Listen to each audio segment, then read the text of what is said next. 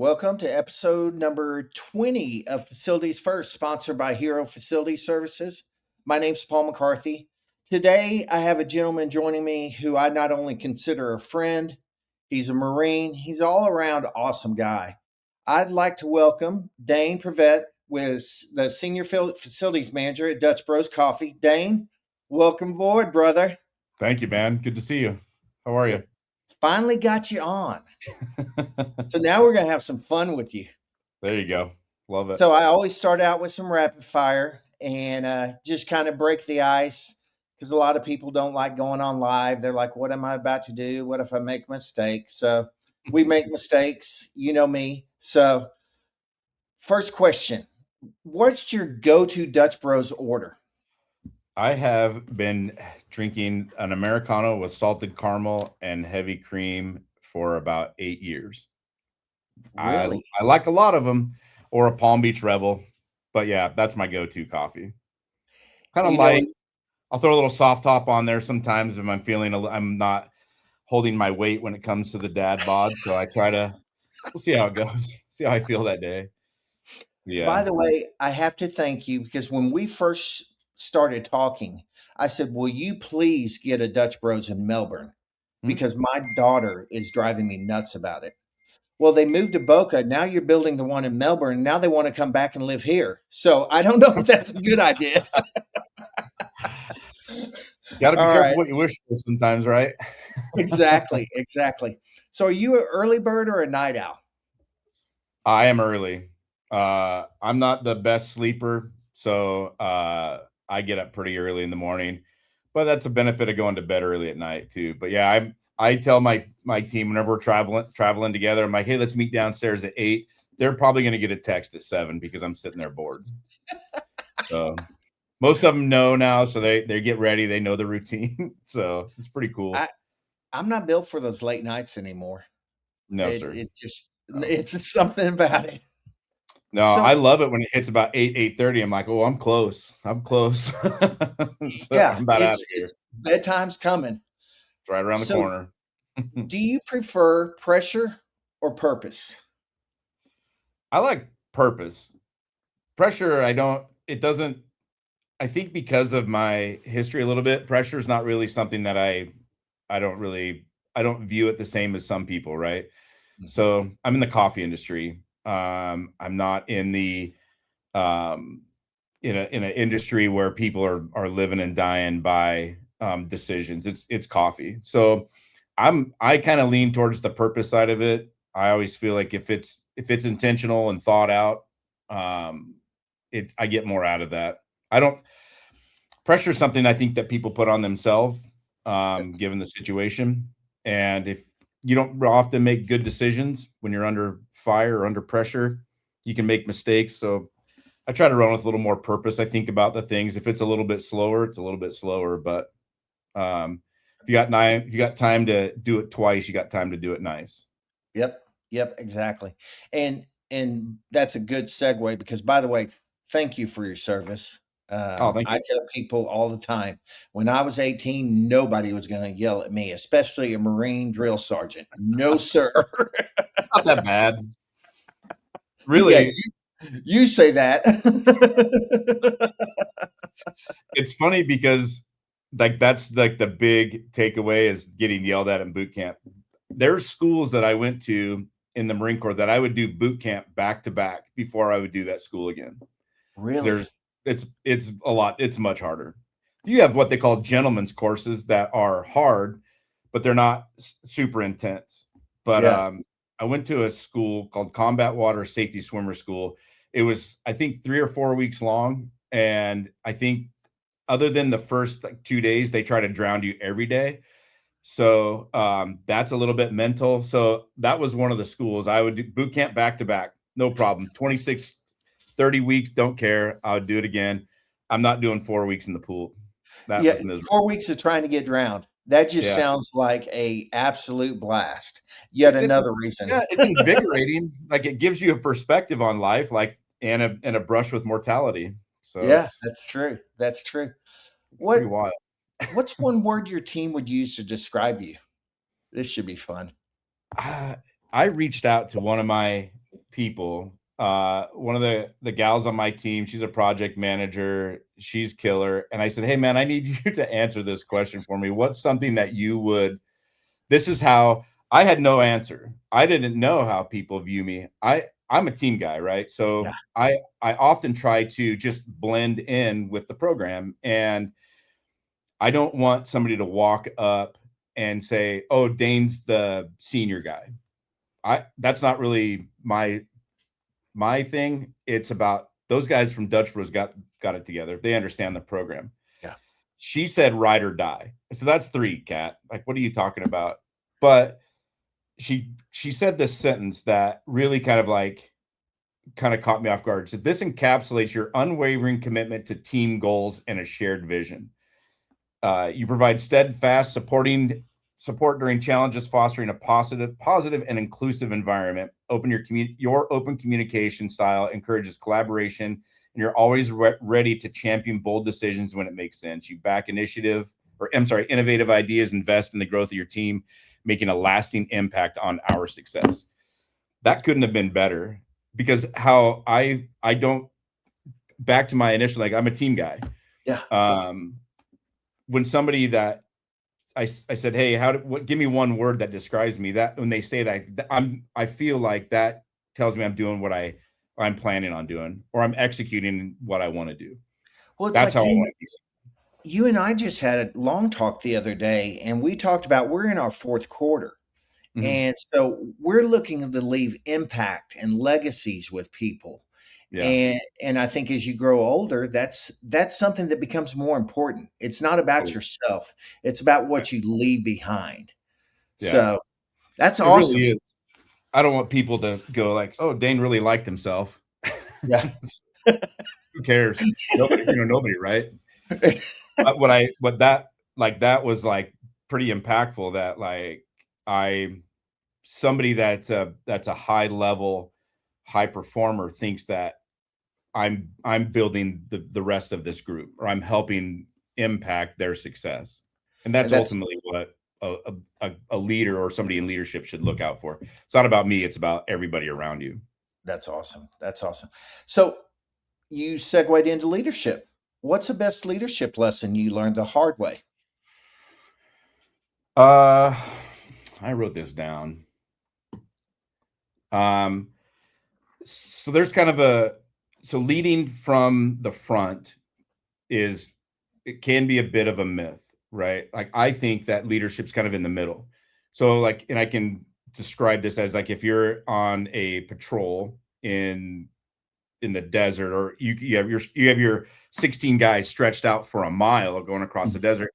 If you're in the front, leading from the front by example, you're not seeing what's going on in the back. You don't know what's going on. So as I equate to this, if I'm in the middle, I can see and guide the front. I can set examples. I can direct and steer the boat a little bit, if you will, as a leadership style.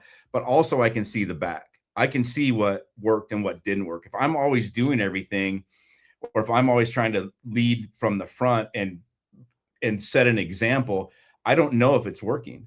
But if you're in the middle of that and you're guiding, you're steering, but you're also watching the results, um, it's I think that that's a better level of leadership. You get out in front, and I've done this, and then all of a sudden I'm fixing everything, or I'm working on everything, or I'm painting the building. When I have people that can paint the building, if I'm fixing the espresso machine and I have people, I'm not teaching them anything really. I'm not doing anything that's beneficial other than for myself. So don't do everything. Don't put yourself in a situation where you're not really leading, you're not fostering that. So that can be a mistake. Then all of a sudden you have five people standing around like, I don't know how to do anything. You just did everything. Yeah. I Yeah. didn't learn anything from you. And I know a lot of people when they talk about leaders, I've always had a saying that a leader will water you and help you grow, where a Mhm. boss will stunt your growth. Because True. there are two different things. And we've all dealt with great leaders, we've dealt with bosses. And I think one of the things that I notice out of you is your selfless leadership. And that's a word that's thrown around a lot, but very few truly have selfless. In our Mhm. conversation the other day, it really just reiterated the fact of how selfless you are because it's about the team. Yeah. And kudos to you for that. Thank you. So, for those that don't know you, tell everybody watching a little bit about Dane. Who is Dane? So, um, I was in the Marines. It's something about Marines. I always say that I joined the Marines. People ask, why'd you join the Marines and not the Navy? It's so I can talk trash to every other veteran the rest of my life, essentially. Uh, that's part of the reason. I came out of a small town in Oregon, and I had terrible grades. I didn't do good in school. I never made it on a school sports team. Got cut off every one. Was not much of an athlete, but I got tired of failing, and I was over it. Like there's going to be something that I'm going to do that's hard that is going to fix that, and that was the Marines. And then I found a lot of enjoyment. I was naturally a woodsman growing up, hunting and fishing and being out in the woods. So land navigation, all those things were kind of just second nature. I was a Boy Scout, so I could tie knots. I did all kinds of silly stuff, but it really segued into how it worked, and I actually loved it. I was given a lot of opportunity to go to some different training evolutions in schools. By the time I was 22, I'd been to 18 different countries, been around the world 3 times. So I just got to see a lot of cool stuff. I spent 20 years in the automotive at an auto body doing that kind of stuff, then 5 years doing insurance. It was the most thankless jobs ever. And I found Dutch. And it's actually a place people want you. So if you fit the mold of culture and selflessness and leadership, this place is amazing. I love being here. My wife's sister and her husband have 10 stores in Central Oregon, and I hated what I was doing at the time. So he's like, man, I could use a maintenance guy. And I knew nothing about it. I've known Dutch forever. I'm from Grants Pass. Trav used to come into my bar, sit and eat pizza and watch Cal football. So I've known Dutch. I had several of his people working for me. They'd work at Dutch in the daytime, and they'd come work it with me at night. But then I was like, I'll help you out for 6 months. We'll get some of these things fixed up, and then I'm out of here. Well, that was like almost 9 years ago. Wow. So I'm still working through that. But then I also run a nonprofit with a team of people. So we take veterans to DC every year to tour all the monuments and memorials built in their honor. We take them to Arlington to see a changing of the guard. We take them to the Korea Memorial, the Vietnam Wall, World War II, the Jefferson Memorial, Lincoln Memorial. I get them a private tour of the Capitol. I actually get the archives, the National Archives, to open up an hour early to let my group in. You wouldn't think that you could call the National Archives and be like, hey, man, I'm bringing 58 people there. Can you open an hour early? And they're like, yeah, no problem, dude. But they did it. They've been doing it for the last 4 years. But I've been doing that since went on my first trip in 2015. And I don't volunteer for anything. I was in the Marines. You get voluntold. You never volunteer. You get to do stuff that's kind of a volunteer, but it's not. Yeah. So I don't volunteer. If it's coming my way, I'm going to get it anyway. But this is the one thing I volunteered. I did it in 2015. I've been doing it or been involved with it since then, and I love it. That's awesome. It brings me a ton of joy. I've taken about 325 guys over the last 8 years. We had a 2-year lull during COVID. But you change their mindset on the country. They get to see things that they probably have never seen. And we give them a big welcome home party at the end, which they never got. I mean, as you know, Korea and Vietnam era guys are about all that we have left that can go on these trips, and they didn't get a welcome home, Korea or Vietnam. They got quite the opposite. So I get to provide that. It's pretty awesome. Well, thank you for doing that. I worked in the veteran nonprofit world as well. And I think one of the things that we don't realize is the greatest generation, even the Vietnam and the Korean guys, they weren't treated like our veterans are now. No. And I've if you have not witnessed an honor flight, it is one of the most special and emotional things Mhm. that I've ever seen. And so, thank you for doing that. Thank you for that selfless act that you're doing. Thank you. This is my So, 10th trip. September is my 10th one that I'm running. where's my invite? Man, geez, I would love to take everybody. You have to see it. You have to see this. Going to DC is great, right? Going to DC through the lens of honor flight is a completely different experience. And it is emotional. You would think at the amount of times I've done this, it would not emotionally affect you. I cry every trip. I don't care Yep. what people say. I'm a big baby. Who cares? I'll cry about it in the next life. However, it's crazy. You go through the airport. I'm taking 50 veterans this year, Wow. 50 guardians, and 10 staff. And when we go through the airports and everybody stands up and is clapping, these guys don't know how to act. The Yeah. last time they did something with the military going through the airport, they might have got something thrown at them or Yeah. gum thrown at them or spit at or flipped off. You don't know. But when they come through with us, with my guys, my team, they're blown away. And I cry every time. I don't care. It's what it I, is. I It's tough, agree. dude. When it comes to our country and our servicemen, I'll cry every time. Yeah. So we kind of touched on Dutch Bros and kind of why you chose Dutch Bros. Everybody in the industry knows about Dutch Bros and their culture, and it is one of the strongest cultures that I have seen. So a lot of people talk about culture. Mhm. We all know that. But what does it really look like when culture is real? So as an example, I can go to when I'm at HQ in Arizona, I can walk by our chief development officer's office. If his door's open, I stick my head in and I'm like, "Hey, what's up, Brian? How are you today? How's it going?" It's genuine relationships. They're authentic. I haven't done it to CB yet. I might one of these days. Christine Baroni, our CEO, but it would give the same thing. I could walk and tap on her door.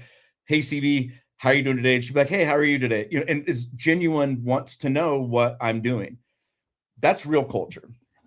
We had we did a Better World conference in Arizona, or sorry, in Las Vegas, and Simon Sinek, I think is his name. Mhm. He's a Yep. speaker and an author, great guy. He was blown away by the amount of people that would come up when they would get called up on stage to talk story with Trav. When everybody was done, they'd get up and give Trav a hug, and he stopped about the fourth time it happened, and they were like, "I've never been to a speaking event where the random employee would get up and hug the CEO or the president or the founder of the company, and it's genuine. Like, you give them a hug back, dude." And he's like, "Yeah, that's culture. It's genuine and authentic from the top down. If it's fake, you can sniff it out a mile away." Yeah.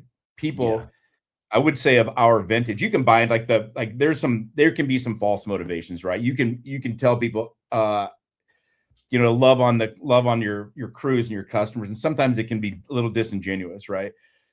That's squished out pretty quick at Dutch, because everybody knows when it's fake. But Yeah. from the top down, it's still the same. Same way Trav was. They Kudos to y'all. I mean, because you see it with the Dutch Bros teams when they're around. It's a family, and we're all friends. We hang out families. afterwards.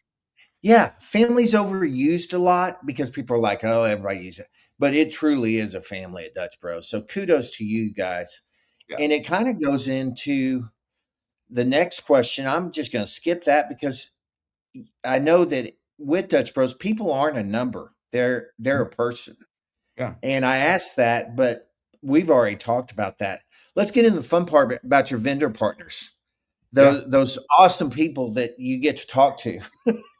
So, That's what culture role too, do? right?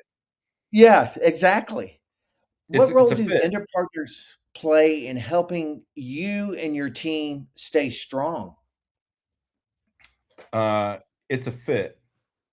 Like when I interview RFMs, I'm like, I don't want to talk about your resume. I want to talk about you.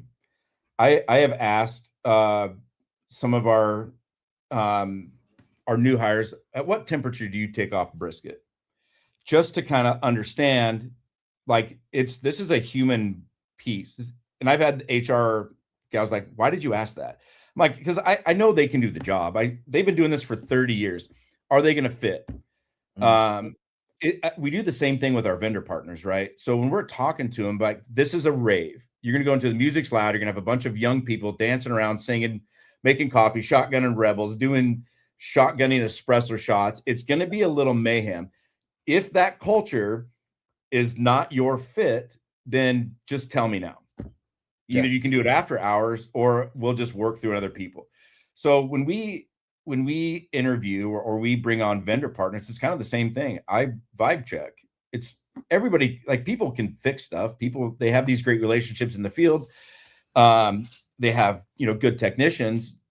Everybody does, right? But if you're not a fit, if you're going to come in and you're going to send the grumpy old guy in to, clear the drains because somebody dropped their car keys in it and he's going to yell at my crew, it doesn't work. Yeah. So the culture translates really, really seamlessly to the vendor partnerships. And we just ask them to, like, understand what you're getting into. This is different than if you go into do HVAC work at the library. A little different. Yeah. I tell people because Dutch Bros is new to Florida and coming from Texas, that, y'all had penetrated that market. But they say, what is Dutch Bros like? And I call it the Disney World of coffee and juices, because your team really are entertainers. I Yeah. mean, they are great at it. So It's an let me experience, see if I, right? You can yeah, get a good cup of coffee. I think we have a good product, and also we give a little bit of love. yeah, Care the exactly. window. And everybody needs a little bit, right? Everybody needs a little bit. So let me see if I'm right, and somebody's going to kill me because I'm from Texas if I miss this. 175, wrap it and put it in a cooler for 3 hours. 75. That's 175, 175 for how long? 3 hour, wrap it for 3 hours in a cooler. Yeah, might be all right. Definitely gotta. I do a little bit. I do, like, I'll cook it till it hits 202, and then I wrap it, and I'll put it whatever time it took to get to that temperature. When I wrap it, I will put it in the cooler for half of that time. Oh, okay. So if it took 8 hours, I'll put it in the cooler for 4. Took 10, I've goes tried into that next. 5. I've tried that. So If it's what? crap, let me know, or don't. I'm blaming it on you. I just want I to ruined $100 brisket. Don't call me. I'll just yeah. know. I'm not going to get prime. I will Yeah, get the lower tier. yeah. So I'm going to ask you something just to look inside Dane a little more. What's driving you personally right now? And then answer what's driving you professionally. Um, Personally, I want my kids to know. I don't know. It's kind of like you want your kids to know, when they talk about their dad long after I'm gone, that they still talk about you for whatever, if it, hopefully it's good. Hopefully it was because I invested in memories versus gifts. And that's what I want them to talk about. So I try every day to give my kids some sort of memory of something. And some of it could be harsh a little bit, right? I mean, some of it could be life lessons that at 13 years old, my son maybe not really ready for.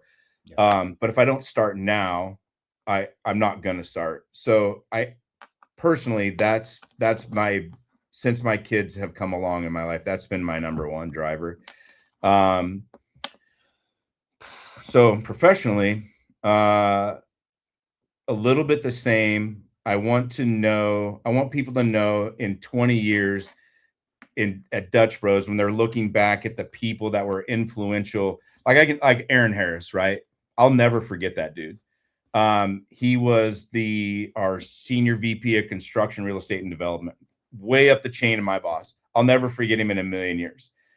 I've had a lot of other jobs. I couldn't tell you who I even worked for, but I'll never forget Aaron Harris. Just an interesting guy, just how he spoke, how he talked, how he made me think about how I carry myself. And um, I'm not as confident as in he's a master of his craft, but confidence in how you speak to people and how you talk and how you carry yourself. Professionally, I want people to say like I learned a lot from Dane. Like maybe some of the, the younger coordinators at this point, maybe they're coordinators, and by the time I'm gone, like, hey man, Dane taught me some things on his way out. And it's kind of like you said, we're kind of in the fourth quarter. I want them to be successful. Don't learn from, I'm sorry, learn from my mistakes. Don't make the same dumb mistakes and then be like, oh yeah, I remember.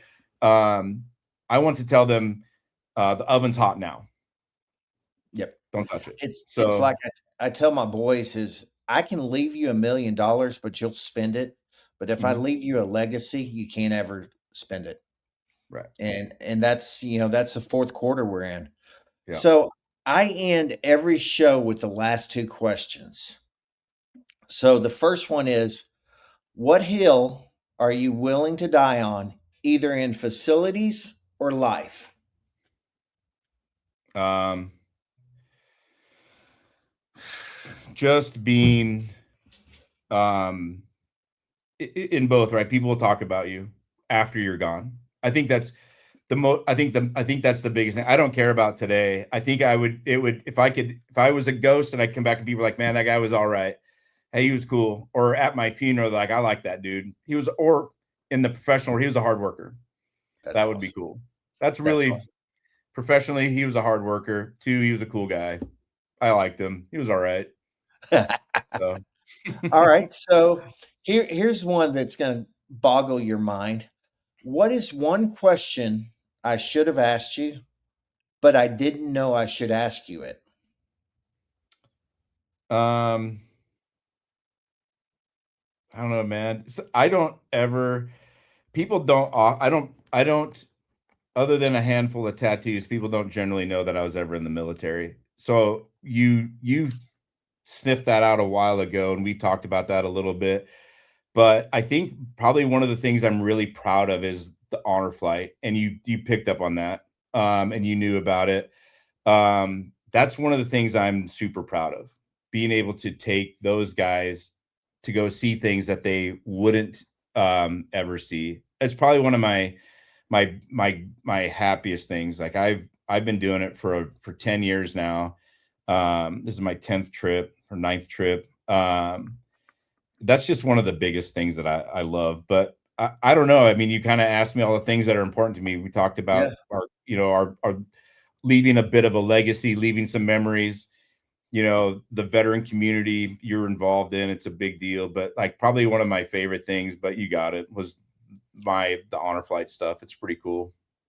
Dude, that's awesome. And I have to I say appreciate I appreciate you asking about it because it's not something I'm like, oh hey, and also I do this. yeah, well, and here's the thing is we're all people, right? Mhm. And a lot of people see us in our roles at work, but they don't get to know who we are. Yeah. And when you get to know who a person is, it helps. And Yeah. I just want to thank you personally for A, taking the time out of your day, but B, for being a friend of mine. And Yeah.